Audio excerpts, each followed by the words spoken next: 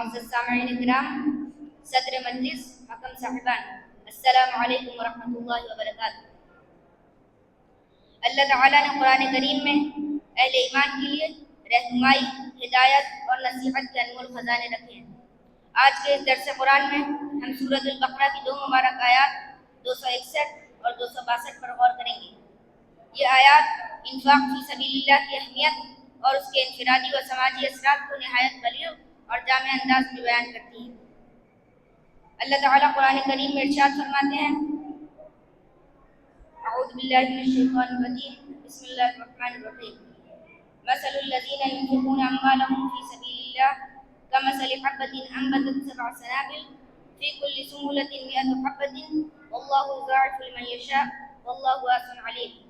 یعنی جو لوگ اللہ کی راہ میں خرچ کرتے ہیں ان کی مثال ایک ایسے دانے کی سی ہے جو 7 بالیاں اگاتا ہے اور ہر بالی میں 100 دانے پیدا ہوتے ہیں، اور اللہ جس کے لیے چاہتا ہے اجر کو کئی گنا بڑھا دیتا ہے، اور اللہ بڑی وسعت والا اور علم والا ہے۔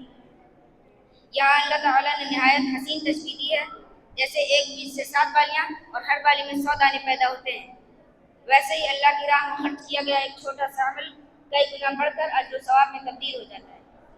یہ گویا اہل ایمان کے لیے اللہ کی طرف سے ایک اعلان ہے کہ اللہ کی راہ میں خرچ کبھی ضائع نہیں ہوتا، بلکہ ایک ایسی سرمایہ کاری ہے جو دنیا و آخرت دونوں میں نفع دیتی ہے۔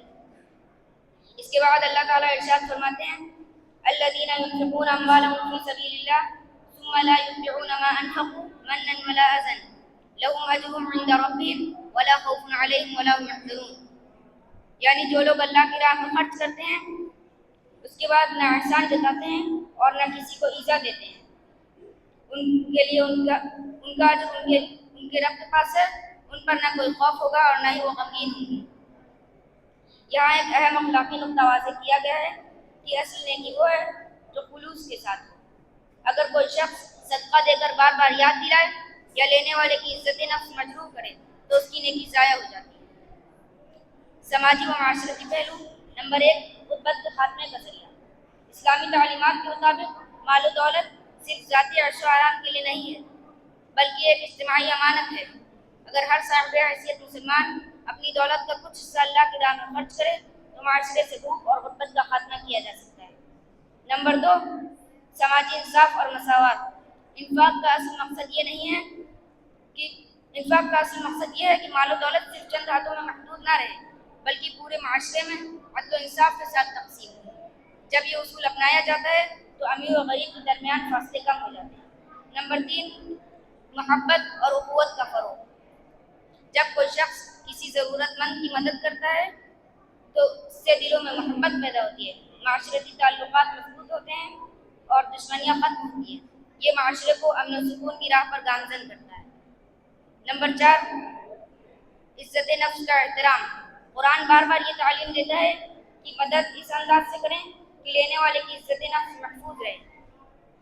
یہ ایک مہذب معاشرے کی پہچان ہے۔ نمبر 5، روحانی سکون اور اطمینان۔ اللہ کی راہ میں خرچ کرنے والا شخص نہ صرف آخرت میں ہی اجر پاتا ہے بلکہ دنیا میں بھی اس کے دل کو سکون اور اطمینان حاصل ہوتا ہے۔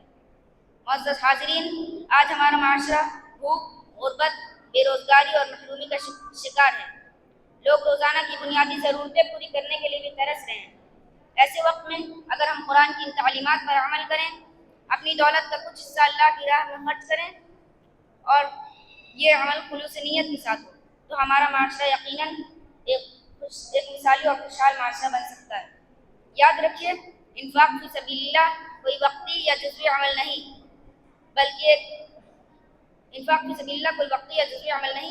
یہ زندگی کا ایک مستقل رویہ ہونا چاہیے۔ ہر شخص اپنی استطاعت کے مطابق کبھی مالی تعاون کے ذریعے، کبھی علم کے ذریعے اور کبھی وقت و محنت کے ذریعے دوسروں کی مدد کر سکتا ہے۔